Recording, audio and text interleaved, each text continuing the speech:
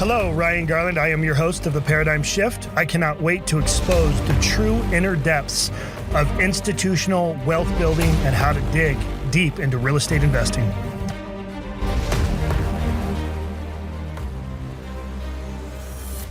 Hey everybody, Ryan Garland here, founder and chairman of Paradigm. Welcome to the Paradigm Shift podcast. And I am honored today. I have Alex Kang, but he really actually says it by Kang. Yes. Because you are Korean and that's the right way to say it, but Yes. all your white friends say Kang. I'll respond to all of them. There you go, right on. But Alex is an amazing, genuine gentleman. Kind of the way to bring this up is that him and I met in Tulum.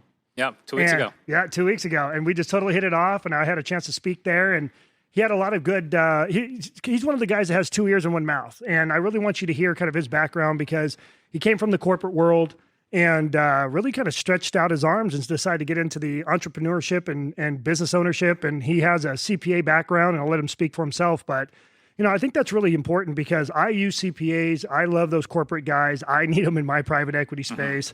But to see him venture out with that type of caliber and knowledge and how he's implementing that into business strategy is really important. That's the whole point for today. So, Alex, thanks for coming, buddy. Well, thanks for having me. Appreciate it. Cool. So let's dive in. So I'm gonna bring this up, and I know I asked you, about one thing, but I want my audience to get to know you a little bit more, just from a personal side.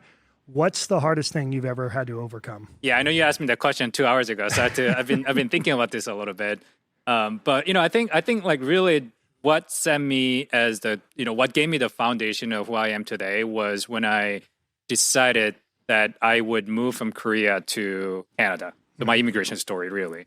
Kind of a typical immigration story, but, I was in middle school. I was just studying in Korea. I was born and raised in Korea. How old were you when you came over? I was 15. And you went to Canada first? I went to Vancouver from Korea, but I went by myself for the first year and a half. So my family asked me if I wanted to move. I told them, honestly, I think it's just kind of a pattern of my story when people just ask me, like, if I'm interested in doing it, or if you ask me if I can come out, my default is just saying yes, because I think a lot of it just kind of opens a lot of opportunities and doors for me, at least in my experiences so far. And back then, I honestly didn't know what Canada really meant, like living in Canada really meant, but I said yes because I felt like that was going to give me better opportunities. I didn't know what that really meant. But went by myself because my family wasn't ready for about a year and a half. Basically, I was scoping it out for the family, if you will. Sure. After a year and a half, my mom and my brother came. Which, by the way, that's very common, right? You kind of come out here, kind of get the lay of the land, and kind of start sharing with your family some of the things that are going on over here and see if you can bring them in, right? Exactly, yeah. Well, if you're like a little bit older, I think that's a little bit more common. If you're young obviously, your whole family moves together. But I was in the middle school. I just finished up middle school in Korea, so I was starting grade 10. Actually, funny story, I never had grade 9 in my life because I finished grade 8 in Korea, and the way the school system work in Korea and here is a 6-month difference. So in Korea, you start school in March. Here, school in September, October timeframe, right? So I went to Vancouver, and then I spent the first 3-4 months learning English, so I didn't go to school directly. Got it. And then because of that, I just completely skipped a grade 9 and then went into grade 10. So did my high school first year. My family came afterwards, but shortly after that, I went up to Montreal for college. But during that time, I didn't know what I had signed up for. But that was probably the most challenging part. I didn't know anyone in Vancouver. I didn't have any family. I didn't have any friends. I didn't speak the language. I really just didn't know what I was signing up for when I went to Vancouver. So, I remember just the first year being very lonely. I didn't really have friends. I didn't know what was going on. A lot of times, I would, go to class but I didn't know what the homework was. I still didn't know what I was supposed to be doing. But they gave me kind of just a lot of just motivation to just if I were going to be successful and if I were going to get through this, I'm going to have to put a lot of effort and time into it. Yep. So from that time on, my just default has always been if it takes 100 to achieve something for most average people, I'm going to put 200 or 300 into it. And that's just been my mentality so far. And every time I kind of get through, or I'm faced with any sort of challenges or hardships, my default mode has always been like, I'm going to put just 2x and 3x into it and get through it. You know, let me stop you right there, because that's something I've been talking about on other podcasts for a long time. And I'm sorry, but I wanted to bring that up. That's a really good for when people, I think naturally, when things get tough, they put their head in the sand, right? They kind of backpedal and they go, oh, I don't want to do it. But when you are trying to get in to move your life around from Korea into the US or into a different country, like that's a different commitment, right? And that's also to your family, because it's so much different. And I think that's a whole different drive that I think a lot of people in our country have no idea the type of commitment and how much you have to push forward. So therefore, what you've had to experience by coming over here, you've figured that out to implement in all other aspects of your life. Yep. Yep. So that's been really the foundation to your point. So, so Montreal, moving from Canada to LA, that was about 10 years ago. Kind of similar mentality. If I did from Korea to Canada, I can surely do Canada to US. Sure. And it came with different challenges and different aspects of life. But having gone through it a couple times, and definitely gave me the motivation and the foundation to say, hey, I'm moving. I've been in corporate for the first last like 15 years. I'm now moving into entrepreneurship and buying businesses, and we can talk about that a little bit more. But it just kind of gave me the confidence that like I don't know what I'm really signing up for, but if I just stick with it, if I can be resourceful, if I can learn from others who've done it, surely there's a way to get through it. Yeah, absolutely. I like the fact that you brought that up. So when did you actually when did you come to the US, and how old were you? I came to LA from Montreal about 10 years ago in 2014. Got it. That was just to kind of backtrack a little bit. I started my career as a CPA. And honestly, I think that was like more of a safer choice that I had back then. I was barely speaking English in high school. So I was like, okay, I got to find a job that doesn't require a lot of English skill set. And I was like, okay, what are some of the jobs that required numbers? And there was banking, and there was a CPA job. And I was in a business administration. I graduated college in 2010. And as you know, 2008, 2009, there was no banking jobs, right? Like everyone's getting fired. Oh, yeah. So in Canada, investment banking, I still remember, there are like 2 or 3 investment banking internship across the whole Canadian banking system. Got it. And I was like, okay, wow. I don't think I'm smart enough to be the top 3 in Canada. Like I think I knew that about myself. Yeah. And I was like, okay, what is the next thing? And the CPA firms were like, they were still hiring 20 to 30 people per office. So Montreal, Vancouver, and Toronto were the 3 top offices. And every Big Four was still hiring maybe like 10, 20, up to 30 people per class. So they gave me like still somewhat of a good chance. And I think maybe just being Korean myself, I've always been stronger in numbers than other areas. So that's where it felt like, that's a job that's conservative, that is going to be at least a good starting point. So I signed up for it. But 2-3 years after the job, I quickly realized that wasn't something I wanted to do for the rest of my life. And also my starting salary was, I can kind of laugh about it now, but it was 30,000 Canadian dollars. Yeah. And that is just not enough to be able to sustain my life.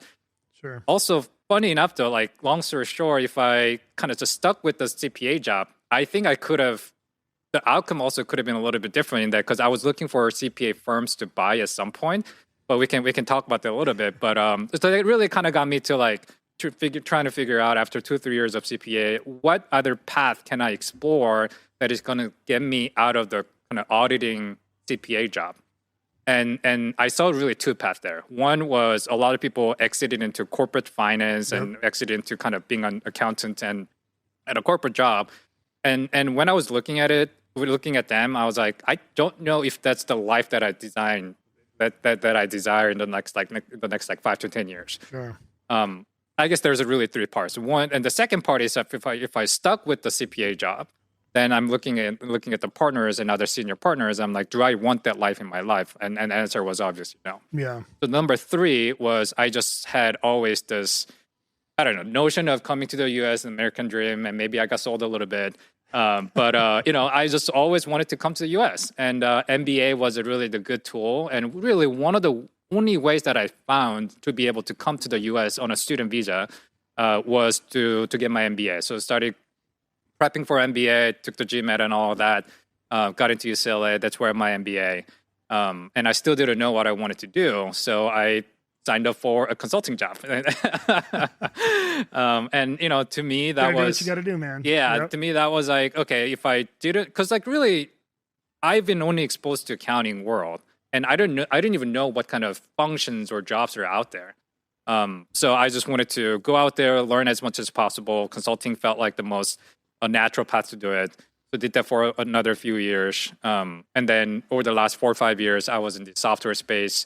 And then, this year, February of this year, I left my W-2 and started doing my own things. And that was going to be my next question, kind of segment going into this. So what made you really want to step out of that corporate secured income kind of job? I mean, obviously I could see it in your eyes. You're built differently. And for those of you that are listening to this, when you see this, man, you'll see what I mean by that. But I can tell your mind is running the whole time you've been here. You're like, what else can I do? How am I, I want to grow my business. And you have some experience from ADUs and, your hotel. And I want to talk about that, so let's kind of just give me a little background on what made you want to venture out and how hard was it to actually pull the trigger? Yeah. So I would say there are probably 2 different triggers that I had. One was when I realized that having one sole income stream it's not so secure anymore, right? Like I felt like having W-2 salary was the most conservative, secure thing in the world. But when I realized, especially when I saw a lot of my talented friends getting laid off during the crazy tech layoff in 2020, 2021, 2022 timeframe. And that's when that was sort of a wake-up call for me. Like, it's not really about how good they are, how bad they are. It's really all about the business from the company perspective, and they'll get laid off, right? Like, it's just it's an dispensable to the business, to the companies. Yep. So I started seeing that a little bit. And then number 2 was when I was still working on my corporate, I started building my own stuff. Granted, it was a small project. When I bought my first house, we were joking a little bit, like we were recording this in your man cave. But when I first bought my house, I had a 2-car garage, and I really wanted to convert that 2-car garage into a golf simulator and kind of build a small man cave myself. Yeah. But, I had no assets. I had nothing. Really the logical thing for me was to convert into something that's a little bit more value added, if you will. Sure. So I decided to build an ADU instead. Went through the process. Now I have a long-term tenant in there. Started giving me the supplemental income for the first time that was not W-2 income.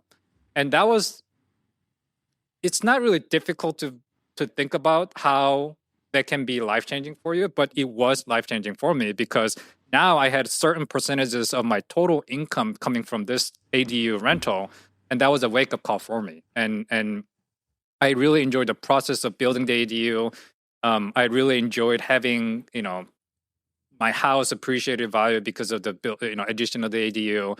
And that's when I started really started doing a lot of side hustles, if you will, right? Yeah. So did an ADU, and the next project was I did a couple of Airbnbs.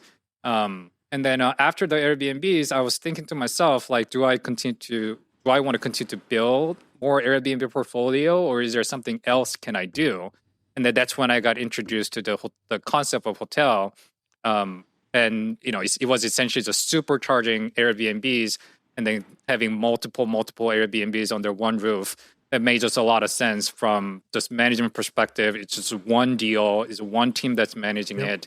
But yet you're still getting the benefits of having multiple Airbnbs altogether. So let me ask you this. So with the ADU, that's been a big movement right now. I mean, we have private lenders that are providing capital for people who just want to drop ADUs in the back of their property. And for those of you that don't know what this is, ultimately it's a dwelling that you can pop down in the back of your home. And in LA, which I'm going to ask you some questions because you're going to know more about it than I will.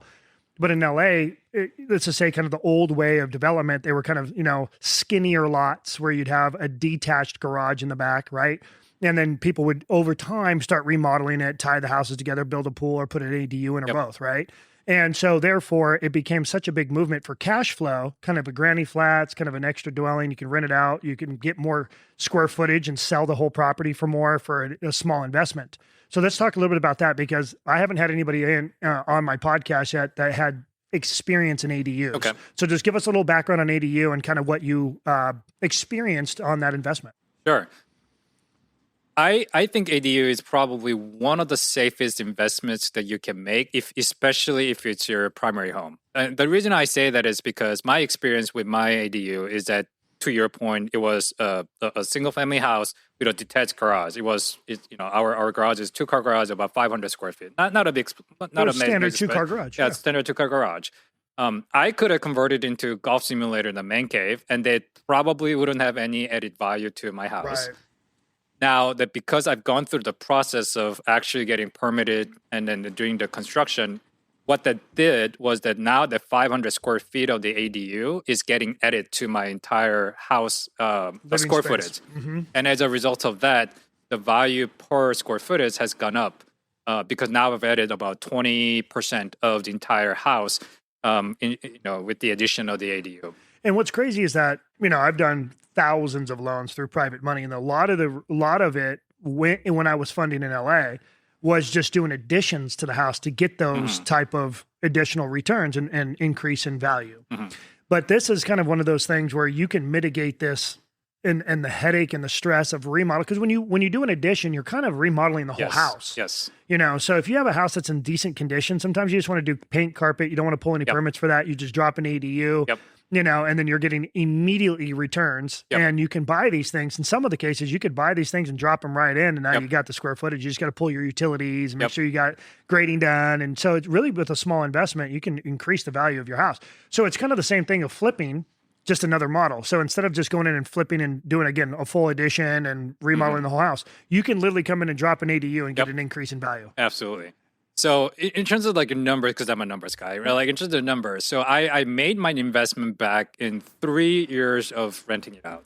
So I made my money back fully. So once whatever the investment for the principal investment was, you made it back in 3 years. I made it back in 2.5 years. So less than 3 years. That's incredible. Yeah. So like if you just do cash and cash, if I just put all the cash into it, in which case I actually did put, because I didn't actually know there's an ADU loans and other products available. I just didn't know any better. And I have the savings. I'm going to put my own money into it. I did it, but I got my returns back. So, it's basically about 35% cash and cash return because I made the money back in about 3 years. Yeah. On top of that, I was able to get a HELOC on my house with the addition of the ADU. And now I have about $200,000 to $250,000 of HELOC available. I haven't tapped into it, but it's an emergency fund if I need it. Totally. I can use it at for a low investment. interest rate. Low interest rates. Mm-hmm. That is only possible because, yes, the house appreciated a little bit, but because I was able to force this the appreciation through the addition of the ADU, the bank who was a community bank, and they looked at us, oh yeah, like you've done a bunch of work for your house, and now your value is this because your comp says this, and I was able to pull at least have the line of credit or HELOC ready to go. So in essence, you now have a line of credit. And you were able to get an increase in value, which now allowed you to qualify for that HELOC. Yep. So now you have cash at hand if you need it at a low interest rate, because you probably got it a few years ago when the rates were low. Yep. Let's look at it from a perspective of, okay, you made your investment back in 3 years off the cash flow and the rent, but what do you believe the equity increase was? What's the delta there? So I would say so my house is 1,500 square feet. And that additional was 500 square feet. So it essentially added 30% of the total square footage. And the last valuation that we got, it added about 25% of the total house value as additional. And what's the value of the house then? So we bought it for $1 million. Last time we got appraised at 1.4. Yeah. So in like 2 years. Yeah. So even though with appreciation, let's just call it, if you said 30%, let's just call it $300,000. Exactly. So you made $300,000 plus you've made enough money in cash flow in 3 years to pay for the principal. So let's talk about a hell of an investment. Yeah. And you nailed it. How much did you put into it? So it was just before COVID. So I think I got lucked out with the timing. That being said, my total cost was $75. Okay. With everything, right? Yep. All in. Yep. And now I'm getting rent for $2,100 a month. Dude, so $75,000 up front. You built it 3 years. You've already made your money back. Plus, you got a $300,000 increase in value. That's a hell of an investment. Yep. So that's why people go all in this project. Yep. Yeah. Not only are you making your principal back, but then you're getting that equity increase. Yep. So that's why it's also easier to raise equity capital for that because it makes sense for multiple partners to get involved. Yeah. So now it's just about acquiring the home, making sure you can get qualified for ADU, right? Yes. So that's another thing that people are doing is they're going out and searching for homes that can drop an ADU and get that equity increase as if you were just flipping the property and or remodeling and doing the ADU, trying to really increase those type of returns. Yeah. But I think there's some moratoriums going on too in certain areas about, having ADUs and so forth, because cities, counties, and jurisdictions are starting to catch on to that stuff, and then you have neighbors that get whined, depending on what you're doing. Most of the older areas, they really don't care, but there are areas that do. Yeah. I do remember when I first got introduced to the concept of ADU, it was starting to get a little popular, but it wasn't like everyone was doing it. But now it does feel like everyone's kind of doing it. Yeah. So I don't know what the scene looks like now. It feels a little saturated. Yeah. But that being said, I think if you can locate a property with a detached garage, I think that's the most economical way of getting it done. Absolutely. I've seen guys where they're taking detached garages and going up with an apartment above. Oh, yes, absolutely. That's pretty smart. Yes. Especially if the garage has good bones already. Yes. You can just re-engineer it, go vertical a little bit, and you're, with 30, 40,000 investment, maybe a little more, you're pretty much set. But you get bedroom, bathroom, call it a day. More where you spend a lot of the money is engineering and plumbing. Yeah, making sure it's all plumbed up, because most of those detached garages don't have any of that. Yep. So you got to plumb it, make sure you have a bathroom, and so forth. So, okay. So then you went from ADU to hotels, or you went to Airbnbs? I did go to Airbnb. So let's talk about that too, because Airbnbs is it was a huge hype for the longest time, and then it's kind of went down and kind of up. So let's talk about your experience with that, and then you exited that to go into hotels. So this is that entrepreneurship I was talking about, man. You've been able to just just rattle the cage. So I love hearing all this. So so let's talk about the experience in Airbnb. Yeah. So even in Airbnb, one of those things where I got introduced to the concept of running an Airbnb. I saw a lot of people were getting profitable, and I had some of my friends were also doing it, and I was like, okay, I'm just gonna go ahead and do it. So shortly after that, I think 2-3 weeks after that, I located the property. By the way, I did an Airbnb arbitrage, so I didn't actually buy the house. I didn't have the capital to actually buy the house. So I did Airbnb arbitrage, so 2 properties. Arbitrage, for some of the listeners who are not familiar with the concept, is just because basically I'm renting as a renter, and then I'm subleasing it as an Airbnb. So arbitrage as in I'm paying a long-term rent to my landlord, and then I'm getting the arbitrage between what I'm paying to the landlord and what I'm getting as an Airbnb revenue. And do you have to disclose that to the landlord? You do, yeah. Okay. So you have to get explicit permission, and I have that in my lease to say that yes, I'm permitted to rent as an Airbnb rental. Got it. How cool. So you enjoyed it, but then you decided to shift out of it. Yeah, I think to your point, in 2020, 2021, 2022, a lot of people were entering into the Airbnb space. And by the way, I'm just as guilty as one of those people who entered into the space. And as any product or asset classes, it's all about supply and demand, right? There's too much supply that went into it in terms of everyone getting into the Airbnb game.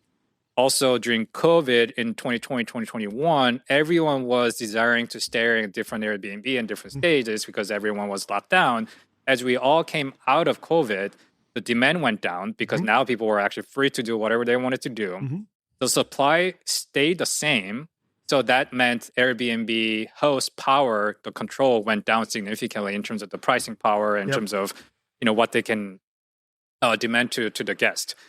So I was starting to see that kind of that inflection point, just pick it off a little bit. And that was after my second Airbnb. Got it. I ended up moving headquarters out of California into Nashville, and Nashville was booming with Airbnbs. I mean, all the way down to people that were literally buying land and developing an entire community of Airbnbs through single family. Yeah, like the build to rent community, but more of the Airbnb model. So it was huge. Another thing too that developers are doing. I actually helped fund a project out in Denver. And it was a 5-story condo building where they sold all the condos, but one floor was all Airbnb. Yeah, right? I think I've seen that. Yeah. That was a good model too. The thing was about that is that people who lived there full time didn't want to live next to the Airbnb partiers, right? So they were on a different floor, so it worked. Yeah. And it was pretty cool because a lot of lenders when you have the capital markets that are willing to back it and support it, the likelihood of that type of asset class to expand goes up because now you have capital hitting the market for it, right? So all these borrowers, operators, what have you. So I was looking at how some of these projects were able to get financed because the operator was going to implement Airbnb, which typically increases returns, right? Yeah. So hence the reason even Airbnb. Sure. But according to whatever the debt mortgage was and cash flow and whatever your debt to income ratio was, if you had several of those units Airbnb, it would qualify. So now you're getting $20-30 million in construction loans because your overall model was to implement Airbnb cash flowing strategy. So I really watched from a capital market how Airbnb really expanded, but you nailed it. It was such a demand that people came in hot with it. Yep. Big projects got funded with it. I mean, it was a whole thing, right? And then the DSCR loans, a lot of times they were like, hey, look, at first they were funding the short-term loans, no problem. But then they started looking at it, and you probably know they were underwriting on more of a long-term comp, standard comps. And as long as you have the DSCR ratio, they'll fund it, even if you're going to go ahead and Airbnb it. Mm-hmm. So you have to come in with more down, whatever the number was, right? To make it make sense for the DSCR qualification. So that was really impressive. But what I've realized is that it got saturated so quickly. And then when things kind of went back to normal after the pandemic and people weren't traveling to those areas that were open, that Airbnb model just kind of started compressing. And now, like, for example, here at Paradigm Storage, I couldn't even tell you how many buyers 1031 exchanged out of short-term and came into more long-term rentals. The thing about storage was you don't have turnover, you don't have maintenance, and you can get pretty good returns on it. So if you look at it over time, you have less headache, less stress, and then you have long-term, no turnover, and that sometimes is more comfortable for. Now, you're not making as much money as an Airbnb, but you have that steady cash flow with no headache. And that's where I think people kind of got, it's really what happens is when the market shifts like that, it's about retaining the wealth you've created, not trying to build too much of it. So like when the pandemic hit and everyone was pumping in the PPP loans, oh my gosh, everyone's buying houses with $100,000 over asking price. Rates are super low. It just went nuts, right? But as soon as those rates spiked, everything started, people were coming out of stocks and things just kind of went into more of cash positions and people just wanted to retain that wealth. So all right. So you went from Airbnb and you just kind of felt so just because you saw it go down and the income came down? No, I think my income when I decided that I wasn't going to do a third Airbnb was really the decision point was the three decision points for me. One was, do I continue to do the Airbnb arbitrage? And that was not attractive in two different ways. One was the cash flow was good, but it was just purely a cash flow play. Like I wasn't getting any tax benefits. I wasn't actually owning the asset. So after the two, I didn't feel like that was attractive enough. And number two, I was just starting to see, the inflection point of Airbnb. I can see in the next maybe 6 or 12 months, the cash flow is going to continue to come down. I was still in a decent position when I exited, but it was definitely not as profitable when I first started. And then number three was I really wanted to start owning and things and assets that I can be proud of. And then, Airbnb, don't get me wrong, I think Airbnb operators who are still offering unique experiences, unique designs, and I think you really have to be like the top 10% in the Airbnb world to like really make a lot of money now. My Airbnbs were kind of generic Airbnb. They were nice, but they were not like unique in nature or anything like that. My Airbnb was one of those core targets that just suffer from more supply and less demand. Gotcha. It's kind of crazy. I was thinking about this the other day. Airbnbs can still be really strong in specific markets. Like, for example, I was just up in Park City. I went up there with my old man. Him and I spent some time together, went shooting and just, enjoyed ourselves. We haven't done that in years. So we were like, hey, let's go get away and, spend a little bit of time together. So 4 days, we spent, I think, $1,000 on an Airbnb. That same Airbnb in February in Park City is $15,000 a week. These guys can make all their money in their nut literally in just, during the winter up there because it's, that's what Park City's for.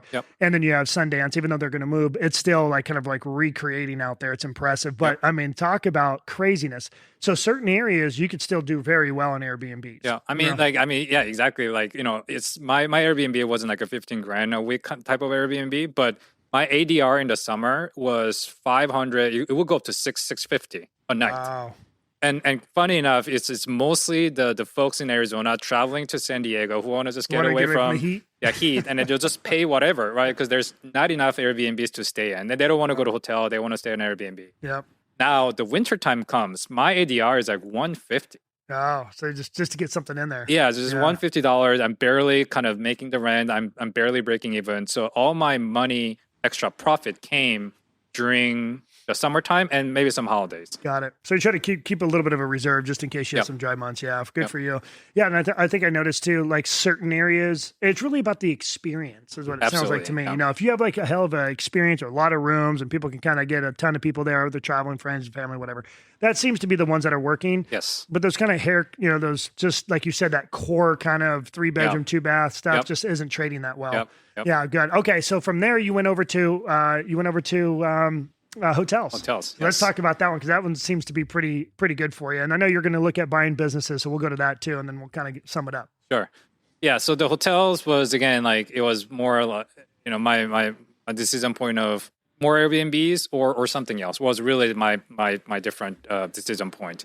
I got introduced to the hotel asset class. I met Rich, which is how we got connected also. Yep. I think everything is really, to me, it's a pay to play, right? Like he had a community that he was starting in terms of hotel investing and all of that. Pay to play as in like, I paid to be a CPA. I went to school. I pay for it. I pay for my MBA.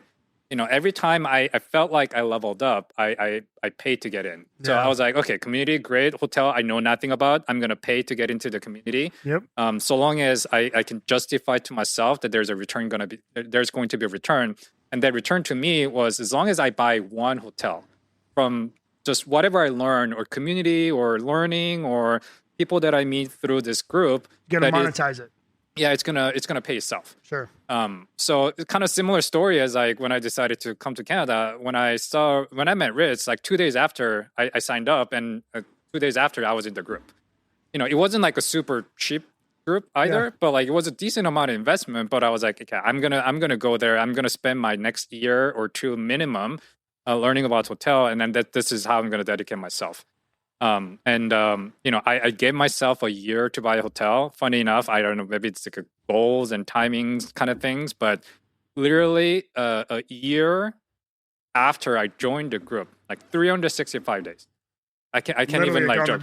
Like April 1, I joined Rich's group. April 1 of the year after I closed on the hotel. That's great. And you said you gave yourself a year. I gave myself a year. So you really started searching how many months before were you starting to hunt? So I joined the group in April. I really just spent the first like 2-3 months just learning about the commercial real estate lingo and start developing, what I didn't even know what cap rate was, by the way. Sure. Like, so I was really new to the space. Yep. So gave myself 3 months to like really study. And then after the 3 months is when I just started calling brokers like nonstop every day. I was emailing, I was calling. I still have my W-2, by the way. So I had my day job. So I met a couple other friends who are now partners of the hotel deal. We met 7:30 in the morning every single day for an hour and a half. We would huddle, we would call, we would email, and then 4 p.m. we would meet again, 4 to 4:30, depending on when our day ended. We would just do another blitz. Yep. And then we would do it for next 3, 4, 5 months, every single day. I literally just posted something yesterday on social media because Ed Milet talked about having kind of 2 jobs. From 7 o'clock in the morning to 12, he was running one business. And then from 1 o'clock after lunch to 6 or 7 o'clock at night, he ran another business. Yep. So that's cool. You did it before and after work is what it sounds like. Yeah. Because, I felt like everybody else in the game was spending the entire day doing what I wanted to do. And to me, it was 4 to 7, the 7 to 9 in the morning, and then a 5 to 9 at nighttime is really what I had. Yeah. In terms of the extra time that I had. Sure. Yeah. And, that is so impressive. A lot of people just don't understand what it takes to actually get things done. That's a lot of work, know, and so, and sticking to your day job, your W-2. Yep. And then, so once you did, you ended up buying your first one. Let's talk about that. When did you actually quit your W-2 job? So while I was doing the whole hotel and even after we closed, I still had my W-2 job. Yeah. So I just, timing-wise, 2023 is when I started searching for my deal. Now, meanwhile, you still have your ADU cash flow. Oh, the ADU. Yeah, I did my ADU and my Airbnb. So everything was everything was running in parallel. Got it. So 2023, I started searching. 2024, April, I closed. And 2025, this year, February is when I left my job. Got it. So it was only recent that I left my W-2. It was W-2 sort of became my cash cow, if you will. But like it became less important in terms of my attention span, how I, how much I care about the job, really. Well, your heart was over here, man. My heart was over there, but like, I was trying to milk it, if you will, as much as possible. But I knew towards the end of last year that sometime this year I was going to leave my job. Got it. And no regrets? No regrets. I love it. I'm 15 years of working. I'm probably making the most least amount of money, except for maybe when I was a CPA, when I was made at $30,000. But I'm having the most fun. Yeah. Well, it sounds like you're on the right track. So talk about the acquisition of that hotel. Where is it at? Because you told me, but I want our audience to know. Sure. Where is it at? How many keys? What did you have to do to get it to where it's at today? And kind of talk about a little bit of the economics of it. Yeah. So it's a 24-unit boutique hotel. And also we bought a duplex. Which is a great number right out the gate. Yep. It's perfect. So 26 keys total, 24 hotel and 2-door duplex. So with 26 keys. It's in Solvang, California, which is half an hour from Santa Barbara. It's a really nice, charming Danish city. If you haven't been there, you have to go there. It's like just like every time I go there, I love the city more. You don't feel like you're in California. You don't feel like you're in LA. You don't feel in the big city. No, you don't. Like everyone's happy. It's very slow. It's a wine country. Everyone's just like having fun. It's very family oriented. Farmland. Like it's just like very slow. Like I love it. Yeah, I love it too. Yeah, no, it's a great area. Again, 24 units. It was very, very utilized in terms of the hotel. So it used to be run by a 93-year-old. They no technology, no process, no OTA presence, like none of that, right? Like they had like PDN and stuff like that, but no one was really watching it. It wasn't really maintained well. There's everything. They had good bones, but it didn't have a lot of what it could be. Yeah. So we saw it. Yeah. Saw it. And then, I recruited a couple of the partners that I met through the hotel investing group. One of the partners, he has 8, 9, maybe 10 hotels. So he was the kind of the mentor of this whole process in terms of, the valuation, the value add, and, any strategy that we had, OTA presence and marketing, all of that. So we had him as I had him as one of the partners. It's been about a year or so that we've been executing on the value add strategy. Next week, we should be done with our renovation. We started renovation this year intentionally, not last year, because we wanted to, operate the property with some cash flow coming in. And then we started the process of renovation during the slow season. So next week, there was a little bit of hiccup with the city in terms of permits and things like that. But, shocking. Just shocking. You think I know exactly how that all goes, man. I build all kinds of stuff. Yep, I hear you. Yeah, shocking. Even with the buffer, there was still an additional buffer that I should have built in. Yeah. So you're telling me you had problems with the government entity? Got it. in California, got it. In California, exactly. Yep. Yeah. But I think that in itself was a learning process for me, getting the permit, working with the city. Now I have refactor everything about the property. We have a new management company. We hired a new GM. We're gonna have a new product. So I'm putting the right process and system and the people in place that's gonna help really maximize the potential of the property. That's a typical private equity strategy. Come in, see the deficiencies, implement strategy, get rid of the old management, bring in new management, bring in a new energy, renovate it, make it new, make it modern, use systems, cut costs when you need to, and then market, build awareness. That's private equity in a nutshell. Yep. So you did exactly what you did. Yeah. And the biggest thing people don't know is how to cut costs using systems and AI and tech. And then how to obviously build awareness. Marketing is its own, monster. And then changing out management. Yes. You have to get rid of old management because old ways it ain't working for today's market, So you have to really shift. So good for you. Yeah. So what was your acquisition on that one? In terms of numbers? Yeah. Just what'd you buy it for? We bought it for $5.9 million. altogether. What do you think the value is equity-wise of it now? It's a little bit hard to tell because we were shut down for a period of time, and obviously the commercial being a commercial real estate, it's more of an income approach. Yep. So I think we're going to really need to build the 12 months of solid financials. Of course. But over the next year or so, I think it's going to go up to our refinancing target is 8 to 9 million. Perfect. In 12 months? In 12 months. Think about that type of, increase in value in 12 months. That's insane. Yeah. By the way, a conservative CPA sounds about right now. Yeah. So, okay. And then how much did you increase the rents from what they were getting? And I say rents, it's to say per night, stay, what they were getting to where they are now. What's the delta on average? Yeah. So again, we haven't got there yet, but we should be able to raise our ADR, which is average daily rate, by somewhere around $60 to $80. So going from $150 to $220, $230 average. And then the occupancy was, occupancy is really, is a driver for us. It used to be a 45% occupancy. Solvang as a market has 75 to 80% occupancy across the board. Yeah. So our deal thesis was it was simple. Let's just do what everybody else is doing. Let's just catch up to the market. Yeah.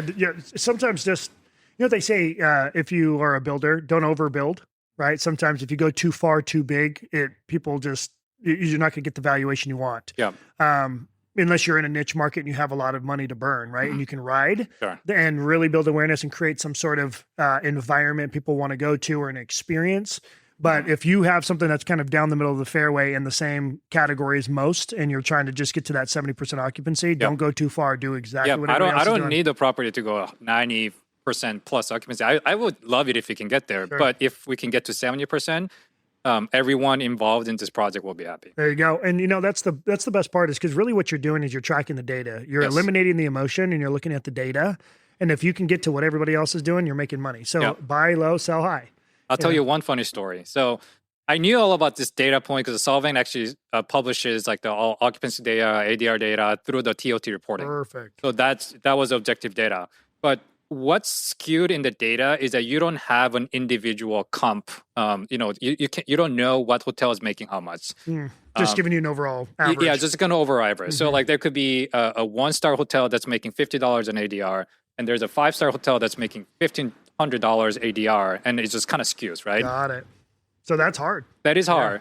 The funny story is that when we were looking at this deal and the investment opportunity, there was another hotel right next to our hotel, which is literally maybe 50 feet, maybe 100 feet away from our hotel. Right there. I go there as part of the market due diligence.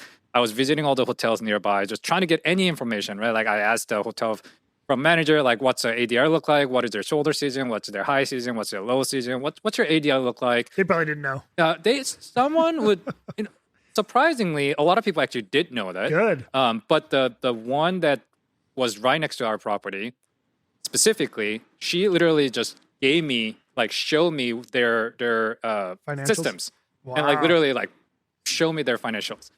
And then what they were doing was what we needed to do. Did you tell them you were a CPA?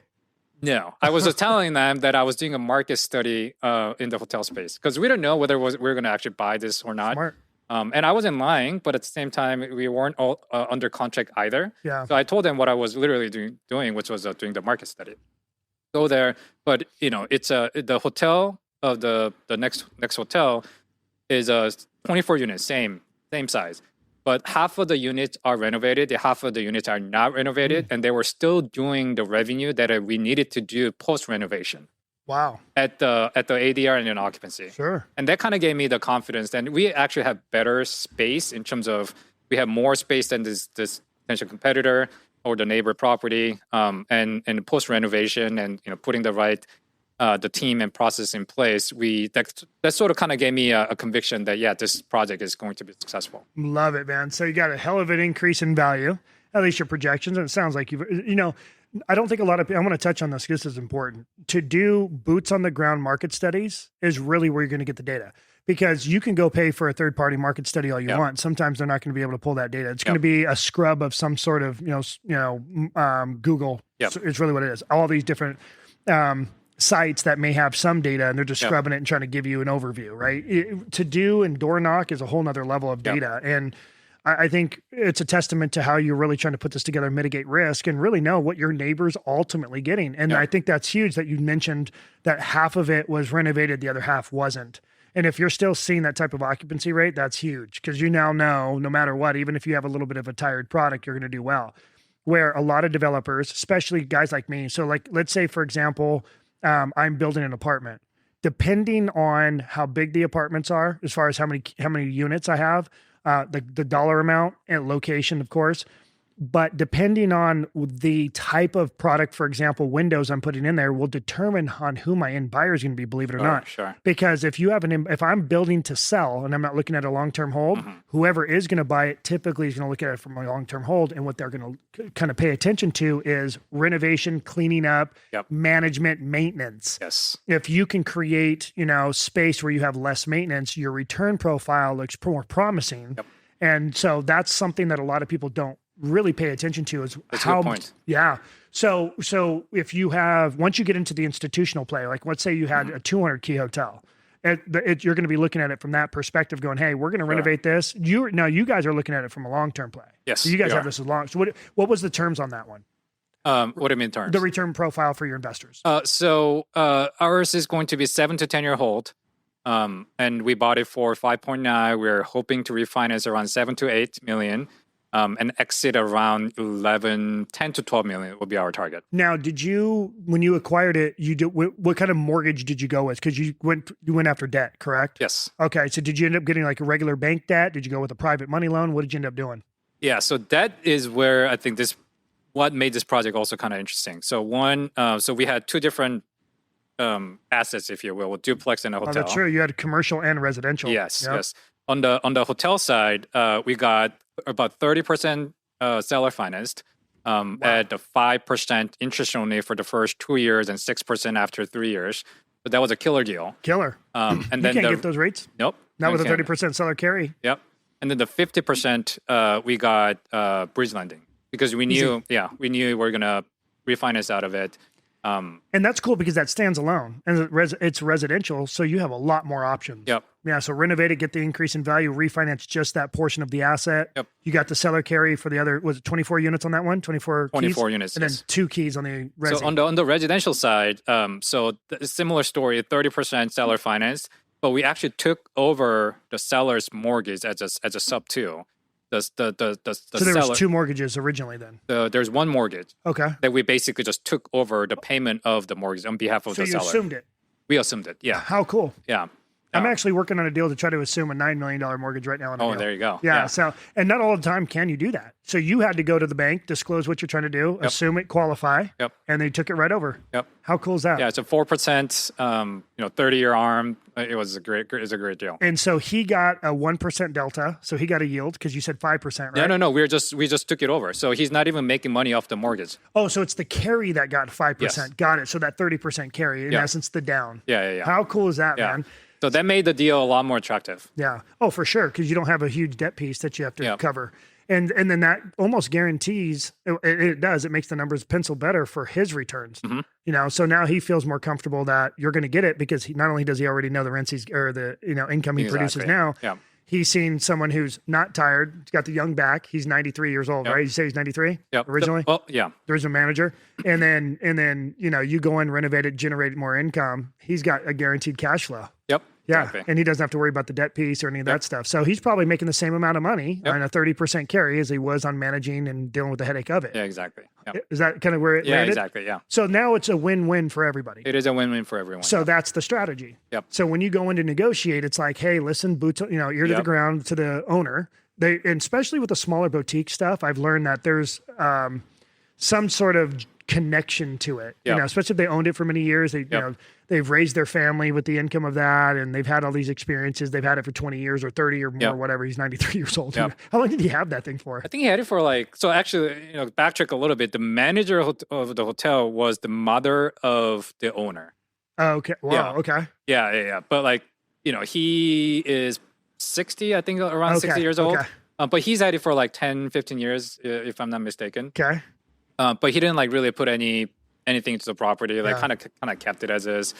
But I think what that really does into the seller carry and just having seller as part of our capital stack, if you will, is that it just aligns everyone's interests together. So like, when we do our due diligence, it wasn't going to be, we didn't necessarily have to worry about seller lying to us or anything like, because like now everyone's looking at the same thing, and we all want the same thing, which is to be successful out of this hotel. And that's so cool because you're really sitting down, you're showing your cards, and you're saying, hey, this is what we're doing, and if you believe in it, we need you to carry 30%. Yep.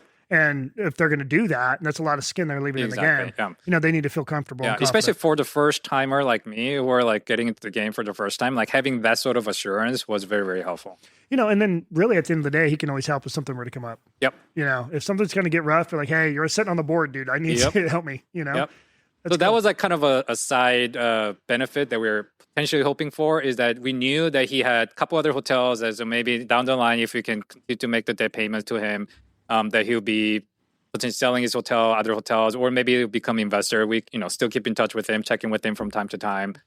That's cool because at the end of the day, he probably has a relationship with the city. Yep. Right. And so if you need someone to kind of sit at your board, he can kind of help you with any type of city movement and so forth. Yeah. And when you have a small town, which it's a very, very small town. I'm very comfortable in small towns. I get that. I had to power through my way of showing that I'm actually, I'm part of the community. It took me a little bit of time to earn that trust with the community here. Yeah, I think that's really key. Like being part of the community, like you're not just like a big guy coming into a hotel, just throwing money at it. Like part of our core marketing strategy is to be a marketing pillar is to be part of the community. Right? Yeah.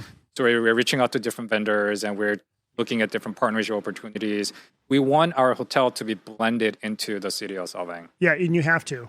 So again, the small town, you have to. If it's a big town, not necessarily. You have to play the politics, but you're not as tied into the community. When you have a small town, community is absolutely everyone everything. knows everyone. Everybody knows everyone. Yep. And it's good old boys club in a lot of those towns too. So cool. Well, all right. Is there anything else that you would like to talk about to build awareness for our audience on what you're doing? So I think the last thing moving forward is that now I have line of sight to building my cash flow, which is it was one of the big projects that I had this year, which is to buy a small business. So I developed my thesis around real estate. So I wanted to do more hotels, more real estate, but I also wanted to buy a business that provides cash flow and the services that can fund different real estate projects. So I've been searching for the last 6, 9, 12 months or so. I'm under contract for a windows and doors a distribution company. Yep. So anybody needs doors and windows, especially high-end customized doors and windows, the Distiller does it. We haven't closed yet, but we are at the final stretch of being able to close. Hopefully November, December-ish is our timeline. So once we buy that business, I'm going to go all in, learn about it. I know nothing about windows and doors. It's kind of the thematic area, right? But I'm going to spend the first 3, 6, 9 months, really, really learn the business, learn the different products, talking to different vendors, talking to different customers, and then figure it out from there. Now, that's a little bit more of a different strategy. So that's kind of keeping management in place. Yes. Correct? So you're going to keep, in essence, the existing CEO as the CEO? No, the owner is actually moving away. Is there a management team that's going to take So over? everybody else is staying in. There you go. Yeah. Okay, so the ones that are actually hands-on. Yeah, exactly. So that's a private equity structure too. The guy, PE firm comes in, offers something. They have the CEO and management team stays in place for X amount of years. They give them a little bit of money up front. There's so many different structures, but a little bit of money up front, then, hey, keep that type of volume and cash flow. We're going to do all back office tax strategy. We'll do all PO orders, right? Yep. We'll deal with all that. Yep. And then, we'll do all the marketing, try to build awareness. You guys continue to scale. We'll step you out and bring somebody else in. Yep. Exactly. So 5-year vision for me would be, owning more hotels. I want to do 1 or 2 hotel deals a year. And in the business side, I want to continue to expand construction material distribution side. Oh, I love it. So it could be flooring, it could be windows and doors, it could be all kinds of different construction materials. It's key in California because a lot of the trade businesses I was looking at requires specific licenses, and I'm just not a blue collar person. So we're gonna kind of bypass that a little bit, still stay in real estate. Sure. But I want to just learn more about I want to be renovation project was such a cool project. I want to I want to be more boots on the ground, learn about it, be able to, show to whether blue or the white collar and anyone in real estate. I want to show to them that I am not just someone behind my desk and just punching numbers. Well, you did it, and now you realize that's not the cloth you're really cut from. It's time to step out and do your own thing. And I think that's great because not a lot of people are scared, to step out of their comfort zone. Once you get comfortable, you don't really want to move out of there. All you want to do is start to make a little bit more money and start building a different personal life. I'm the type of person, as I've been doing this for so long, that if I don't have something to hunt for, I don't have purpose. Yeah. And I have goals to buy and do and develop, but I'm realizing how much I enjoy the hunt more than the money. The money will follow. You do all the right homework. So it's like a high stake chess game. Yeah. That's a good way to put it. Yeah. And it's so much, there's so much, power, and you just feel so like it's intoxicating when you're able to make a deal work and then you negotiate it. It's like a whole different high, Yeah, and that's what people I think really get addicted to. And if you're someone who just enjoys the hunt, you're not really chasing the money. Yes, the lifestyle naturally comes, and of course you want nice things, but you're also looking for stability, and you want to be able to give value to your people that who are involved and believed in you. And that's so cool. And again, like you said, the way you set up the structure of the hotel with the carry and how it's a win-win for everybody, for the most part, I've learned that every investment, if it's good for the community, it's good for everybody, the seller, us, the investors, everything. If it's good for everybody that's involved, the likelihood of that investment to do well goes up significantly.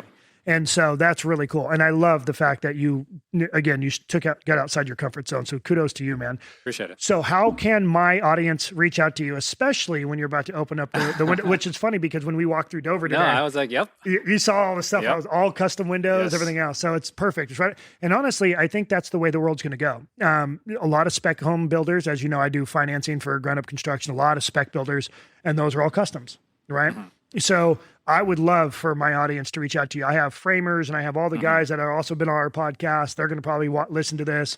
They always are looking for good resources. So I'd love for you to just give everybody a little bit about, how to contact you. Yeah. So I'm not super active on Instagram, but s.alex.kang is my handle. I am a little bit more active on LinkedIn. I thought it was Alex Kang. Alex Kang. Yes. Oh, yeah. You got me. Alex Kang on LinkedIn. I'm which is where you're more active. I'm a little bit more active on LinkedIn. But one way or the other, I'll definitely check messages. But it's yes, windows and doors. Please reach out maybe within a month or two or so from now. But if there's anything that I've said during this podcast that I can help with, maybe someone who's thinking about making changes, if I can be a resource to anyone. In any way, please just reach out. Happy to help. Well, I love the fact that you moved out of Airbnbs, you went out of ADUs. Like you literally have done the paradigm shift. Like you've learned that you have to make moves. If you just sit still, a lot of times you're just going to lose. So if you're starting to see a trend down, it's time to make a move, right? And so you did the right thing, not being bullish, not being scared. Just, hey, I got to learn it. Knowledge is power. Data doesn't lie. Take the emotion out of it. Sharpen your blade. Go do it. I love it, man. So thank you very much for joining me today, man. I really appreciate it. For all of you, thank you guys all for watching and listening, and on to the next. All right. Thanks for having me.